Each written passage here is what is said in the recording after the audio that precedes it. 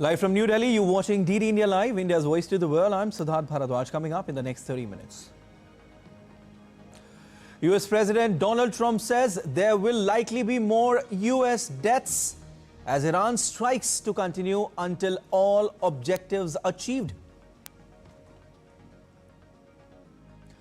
Israel and Iran each launch fresh strikes as Iranian Temporary Leadership Council holds second meeting after Khamenei's death.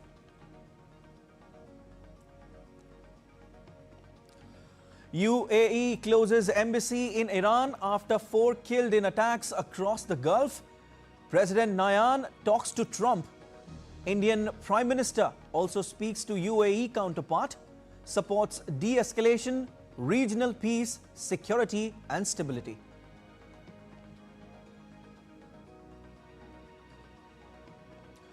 Prime Minister Narendra Modi also speaks with Israeli counterpart Netanyahu, reiterates need for an early cessation of hostilities, asserts safety of civilians as priority. Prime Minister Narendra Modi to hold talks with Canadian Prime Minister Mark Carney in New Delhi. India-Canada Strategic Partnership on agenda. Leaders also attend India-Canada CEOs Forum.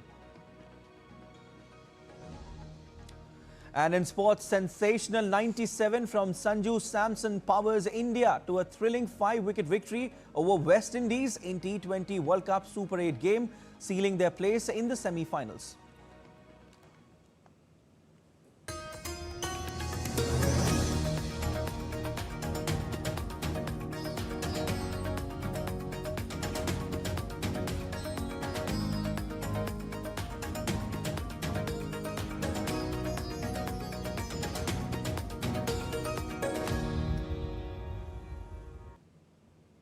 US President Donald Trump has warned that combat operations in Iran were continuing and would carry on until all of Washington's objectives are achieved. Trump confirmed in a video posted on Truth Social that 3 US service members had been killed and said there would likely be more casualties, vowing to avenge the deaths of Americans. Past 36 hours, the United States and its partners have launched Operation Epic Fury, one of the largest, most complex, most overwhelming military offensives the world has ever seen. Nobody's seen anything like it. We have hit hundreds of targets in Iran, including Revolutionary Guard facilities, Iranian air defense systems. Combat operations continue at this time in full force, and they will continue until all of our objectives are achieved.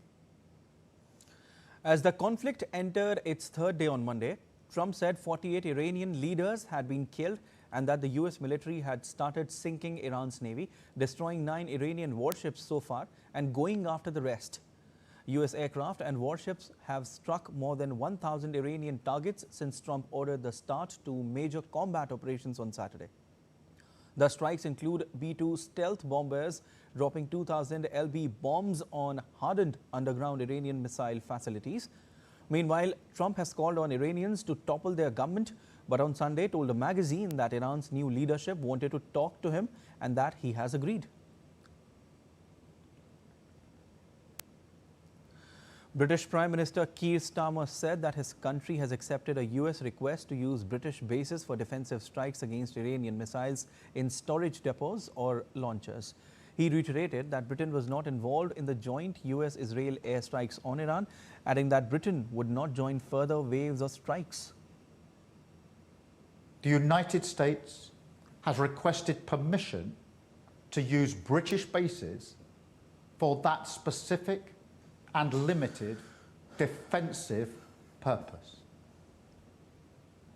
We have taken the decision to accept this request. Our decision that the UK would not be involved with the strikes on Iran was deliberate, not least because we believe that the best way forward for the region and for the world is a negotiated settlement, one in which Iran agrees to give up any aspirations to develop a nuclear weapon.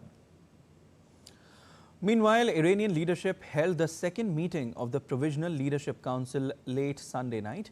President Masoud Pezeshkian, Judiciary Chief Ghulam Hussein Mohseni Jahi, and Interim Supreme Leader Ali Reza Arafi attended the meeting.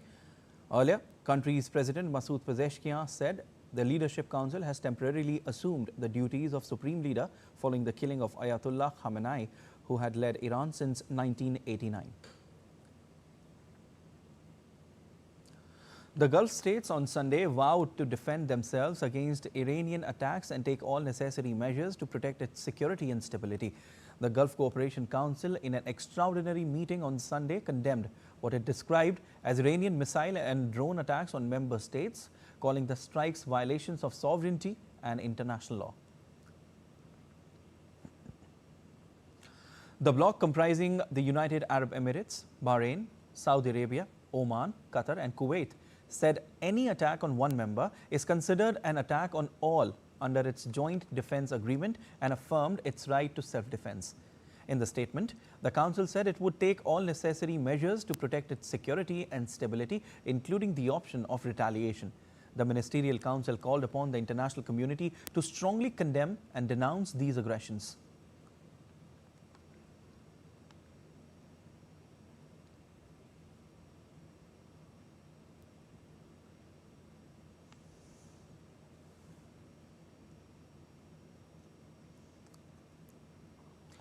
Top U.S. officials, including Secretary of State Marco Rubio, will make the case Tuesday to Congress for the attack on Iran, the White House said, as Democrats and some Republicans question its rationale. White House spokesman Dylan Johnson said apart from Rubio, Defense Secretary Pete Hegseth, CIA Director John Ratcliffe, and Military Chief General Dan Kane will brief the full membership of both chambers of Congress on Tuesday. Huge airstrikes by the United States and Israel continue to hit Tehran and other cities as the Iranian establishment ponders its future while launching projectiles across the region. In northern Israel, projectiles were launched from Lebanon, resulted in sirens in several areas, the first such launch from Lebanese territory since the start of U.S. and Israeli strikes on Iran. Israel and Lebanon agreed to a U.S. brokered ceasefire in 2024.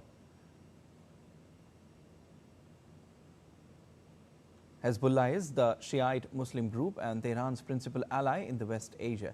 In a statement, the Israeli military said that it intercepted a launch while other projectiles fell in open areas. No injuries or damage were reported till the last reports came in. Iran's Revolutionary Guards announced its own large-scale attack as it launched missiles and drones at installations around the Gulf. In Jerusalem area, 7 people were injured following the latest salvo of missiles fired from Iran. Jerusalem district firefighters were responding at an impact site located on a highway. Searches were also being conducted in the Jerusalem area following reports of interceptor fragments from munitions falling in several locations. Israel has banned public gatherings, closed schools and workplaces, and moved hospital patients to underground facilities. Military censorship in Israel has prohibited the media from disclosing the exact locations of the impact sites. The Israeli military announced it was mobilizing around 100,000 reservists and raising its level of readiness on the various fronts as part of the campaign. And the Israeli military also launched large-scale strikes on Tehran. The military said that the Israeli Air Force has begun an additional wave of strikes against the Iranian regime at the heart of Tehran. The Israeli military also targeted dozens of key command centers across Iran, including headquarters of the Islamic Revolutionary Guard Corps, its Air Force Command, intelligence units, and internal security hubs. According to Israel, the operation has significantly disrupted Iran's command and control structure and eliminated personnel at some of its most critical military facilities. The United States also confirmed that it has destroyed the headquarters of Iran's powerful Revolutionary Guard Force. It also released a video showing missiles striking Iranian ballistic missile threats. U.S. Central Command said the U.S. military has carried out strikes against over 1,000 Iranian targets so far since starting its campaign on Saturday. While in Bahrain, thick smoke was seen rising above its capital, Manama, amid reports of further Iranian strikes targeting the country's large naval base. The fire was reportedly coming from the naval base used by U.S. military forces. The Naval Support Activity Naval Base in Bahrain is home to the headquarters of the U.S. Navy's 5th Fleet. UAE has announced the closure of its embassy in Tehran and the withdrawal of its ambassador and all members of diplomatic mission from Iran in response to the Iranian missile attack targeting UAE territory. UAE denounced Iran's missile strikes on the country as a dangerous escalation that violates regional sovereignty and threatens civilian safety. The Foreign Ministry affirmed in a statement posted to X that the move underscores the UAE's firm rejection of the attacks and described Iran's action as aggressive and provocative. Prime Minister Narendra Modi spoke with UAE President Sheikh Mohammed bin Zayed Al Nahyan. On social media, PM said, and I quote, strongly condemned the attacks on the UAE and condoled the loss of lives in these attacks. India stands in solidarity with the UAE in these difficult times. Thanked him for taking care of the Indian community living in the UAE. We support de-escalation, regional peace, security and stability. Meanwhile, Prime Minister Modi also spoke with Israeli counterpart Benjamin Netanyahu in a telephonic conversation. The leaders discussed the ongoing regional situation and its implications. During the call, PM Modi conveyed India's concerns regarding the recent developments in the region, underscoring the safety and security of civilians as a top priority. He also reiterated India's firm stance on the urgent need for an immediate cessation of hostilities. Amid airspace closures due to Iran strikes, the safety of Indians stranded en masse at various airports across the West Asia, as well as those living in Iran and Israel, remains India's key focus. To discuss the same, Prime Minister Narendra Modi late Sunday held Cabinet Committee on Security at his residence. In the meeting, Home Minister Amit Shah, Defence Minister Rajnath Singh, External Affairs Minister Dr. S. Jaishankar and Finance Minister Nirmala Sitharaman attended the meeting. Chief of Defence Staff of the Indian Armed Forces, General Anil Chauhan, was also present in the meeting. Cabinet Committee on Security is the highest decision-making body on security and strategic matters of the country. In view of the current situation in the region, India's Ministry of External Affairs has issued multiple advisories to its citizens staying in the Middle East. Indian nationals in Oman are requested to remain vigilant and observe locally advised safety and emergency procedures. For any query, Indian nationals in Oman may contact the embassy at the toll-free number, which is 800-71-234, or on WhatsApp, and the number is 9828-2270. Advisory has also been issued for Indians residing in Qatar. Embassy's 24/7 helpline number is 00-974-5564-7502. An email for addressing any query is cons.doha@mea.gov.in. In view of the current regional situation, all Indian nationals are requested to follow the emergency alerts sent by local authorities and have been urged to stay away from the vicinity of military sites. For UAE, all Indian nationals are advised to avoid unnecessary travel, take due care, remain vigilant, follow safety guidelines and advisories as and when issued by the UAE authorities and the embassy. The Embassy of India, Abu Dhabi and the Consulate General in Dubai are continuing to function normally and will issue updates as necessary. For any emergency query, the Indian nationals in the UAE can contact at 800-46342.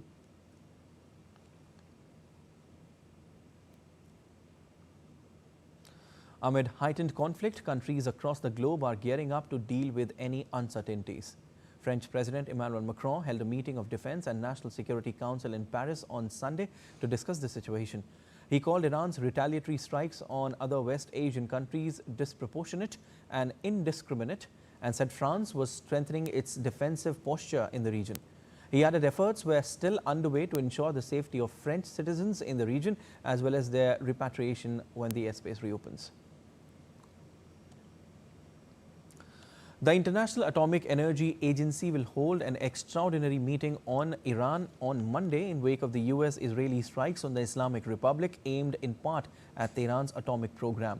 The agency will hold a special session of the IAEA Board of Governors on matters related to military strikes of the United States and Israel against the territory of the Islamic Republic of Iran. Monday's emergency meeting will start an hour before a long-scheduled quarterly meeting of the board, at which Iran's nuclear program was already on the agenda. Following the strikes, the IAEA said it was closely monitoring developments in the Middle East and urges restraint to avoid any nuclear safety risks to people in the region. Diplomats said there was no indication Iranian nuclear facilities were struck on Saturday. And we are heading for a short break. You stay tuned to DD India.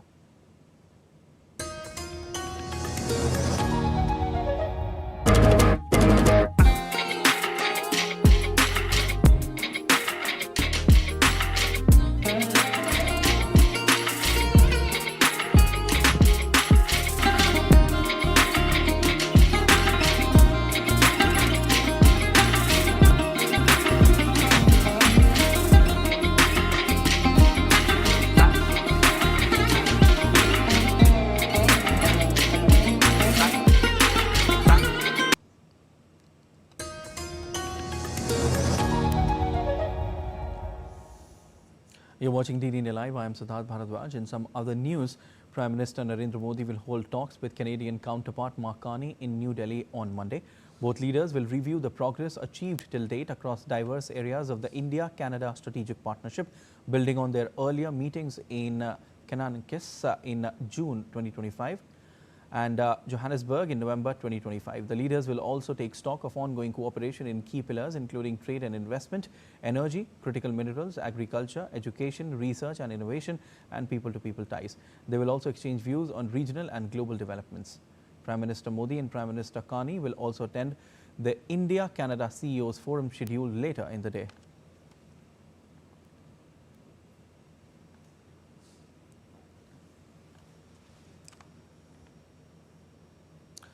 Prime Minister Narendra Modi inaugurates, dedicates to the nation and lays the foundation stone of infrastructure projects worth of rupees 4,400 crore in Madurai.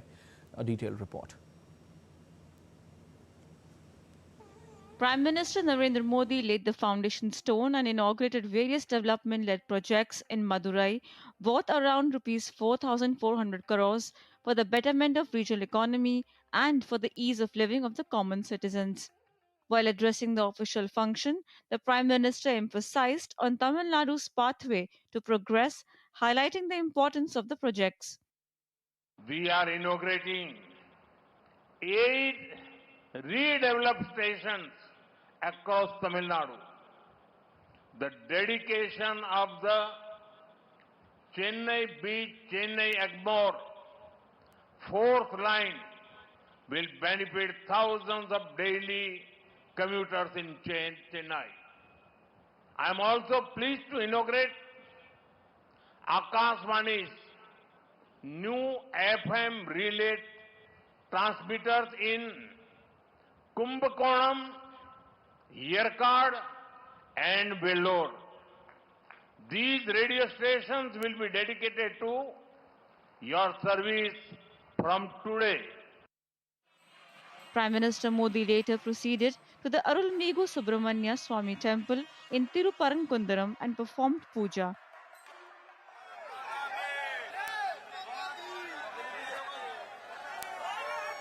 With a development-led focus, Prime Minister Narendra Modi not only gave a gift of superior infrastructure to Tamil Nadu, but has also ensured ease of living and better economic opportunities to the people of the state through key inaugurations. Deepika Mehta's report for DD India. Director General of the World Health Organization, Dr. Tedros Adhanom Ghebreyesus, praised Prime Minister Narendra Modi and the Health and Family Welfare Ministry of India for rolling out nationwide HPV vaccination campaign to protect girls from cervical cancer. In fact, cervical cancer, Dr. Tedros, in a social media post, said that WHO is committed to working with all countries through its cervical cancer elimination initiative and to ensure girls and women can live their lives free from this preventable disease. And a sensational unbeaten 97 from Sanju Samson powered India to a thrilling 5-wicket victory over West Indies in T20 World Cup Super 8 game, sealing their place in the semi-finals. Chasing a challenging 196, India pulled off their highest successful run chase in T20 World Cup history.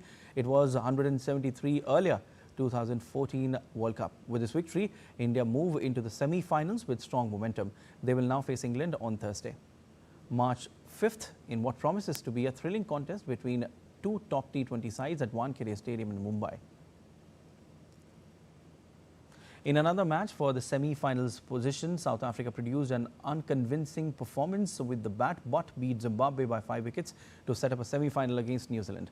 An 18-ball 42 from Brevis at number 4 proved crucial as wickets stumbled in South Africa's chase of 154 before George and Tristan Stubbs saw them over the line with 13 balls to spare. South Africa, who won all 7 of their matches in this tournament, are searching for a maiden T20 World Cup title, having previously reached the final in 2024. And match will be played on 4th of March. That's all for this edition of DD India Live, but let us know your thoughts on the news of the day. For those on the go, you can get all the latest news and updates from India and across the world on DD India mobile app. The app is available on both Android and iOS platforms, and you can scan the QR code on the screen to download now. We'll be back with more news as it breaks here on DD India. I'm Siddharth Bharadwaj from all of us here in Delhi. Thanks for watching DD India Live.